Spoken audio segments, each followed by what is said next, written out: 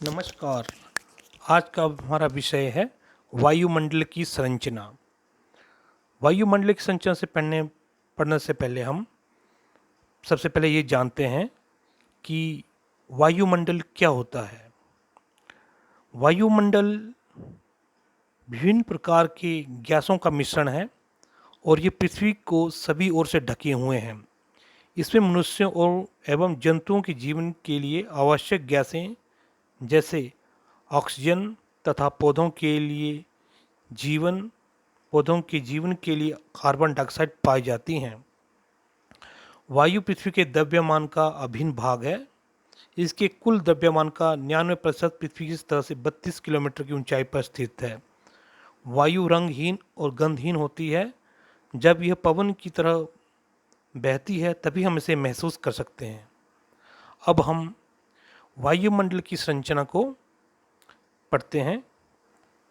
आपके सामने एक डायग्राम दिया गया है, चित्र दिया गया है। इसकी सहायता से हम वायुमंडल की विभिन्न परतों का अध्ययन करेंगे।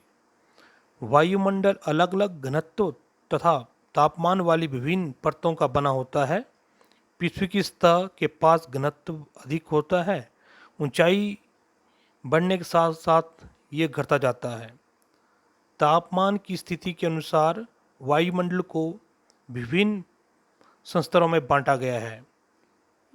ये संस्तर इस प्रकार से हैं: क्षोभमंडल, समताप मंडल, मध्यम मंडल, महावायुमंडल तथा बहिर्मंडल। सबसे पहले हम क्षोभमंडल के बारे में पढ़ते हैं। क्षोभमंडल वायुमंडल का सबसे नीचे का संस्तर है। इसकी ऊंचाई सतह से लगभग 13 किलोमीटर है तथा यह ध्रुव के निकट 8 किलोमीटर तथा विषुववृत्त पर 18 किलोमीटर की ऊंचाई तक है। क्षोभमंडल की मोटाई विषुववृत्त पर सबसे अधिक है क्योंकि तेज वायु प्रवाह के कारण ताप अधिक ऊंचाई तक संवहन किया जाता है। इस स्तर में धूल कण जलवायु मौजूद होते हैं। मौसम में परिवर्तन भी इसी संस्तर में होता है या परत में होता है। इस संस्तर में प्रत्येक 165 मीटर की ऊंचाई पर तापमान 1 डिग्री से घटता जाता है। जैविक क्रिया के लिए यह सबसे महत्वपूर्ण संस्तर है। क्षोभ मंडल और समताप मंडल को अलग करने वाले भाग को क्षोभ सीमा कहते हैं। आप चित्र में देखिए इसको। क्षोभ सीमा विषुववृत्त के ऊपर क्षोभ सीमा में हवा का तापमान -80 डिग्री सेंटीग्रेड 80 सेंटीग्रेड और ध्रुव के ऊपर -45 डिग्री सेंटीग्रेड होता है। यहाँ पर तापमान स्थिर होने के कारण इसे क्षोभ सीमा कहा जाता है। समताप मंडल इसके ऊपर 50 किलोमीटर की ऊंचाई तक पाया जाता है। अब हम समताप मंडल के बारे में पढ़ रहे हैं। समताप मंडल जो है क्षोभ सीमा के ऊपर से लेके ये 50 किलोमीटर ऊंचाई तक पाया जाता है। समताप मंडल का एक महत्वपूर्ण लक्षण यह है, इसमें ओजोन परत पाई जाती है। ये ओजोन हमें पराबैंगनी किरणों को अवशोषित कर पृथ्वी को ऊर्जा के तीव्र हानिकारक तत्वों से बचाती है। अब हम मध्य मंडल के बारे में पढ़ रहे हैं। समताप मंडल के ठीक ऊपर 80 किलोमीटर की ऊंचाई तक फैला है।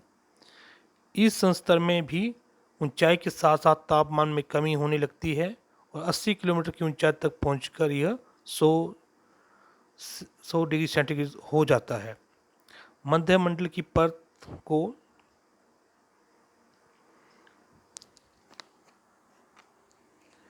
मध्य मंडल की ऊपरी परत को मध्य सीमा कहते हैं। आयन मंडल मध्य मंडल के ऊपर 80 से 400 किलोमीटर की विस्तृत होता है।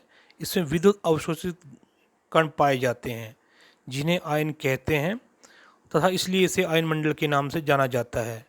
पृथ्वी के द्वारा भेजी गई रेडियो तरंगे इस संस्तर के द्वारा वापस पृथ्वी पर लौट आती हैं। यहाँ पर ऊंचाई बढ़ने के साथ ही तापमान में वृद्धि शुरू हो जाती है। वायुमंडल का सबसे ऊपरी संस्तर जो महामंडल के ऊपर स्थित है इसे बहिर्मंडल कहते हैं। ये सबसे ऊंचा संस्तर है तथा इसके बारे में बहुत ही कम जानकारी उपलब्ध है। इस संस्तर में मौजूद सभी घटक विरल हैं जो धीरे धीरे बाहरी अंतरिक्ष में मिल जाते हैं। यदि भी वायुमंडल के सभी संस्तर हमें प्रभावित करते हैं, फिर भी भूगोलवेत्ता वायुमंडल के पहले 2 संस्तरों का ही अध्ययन करते हैं। तो ये थी हमारी वायुमंडल की संरचना के बारे में एक संक्षिप्त वर्णन। धन्यवाद।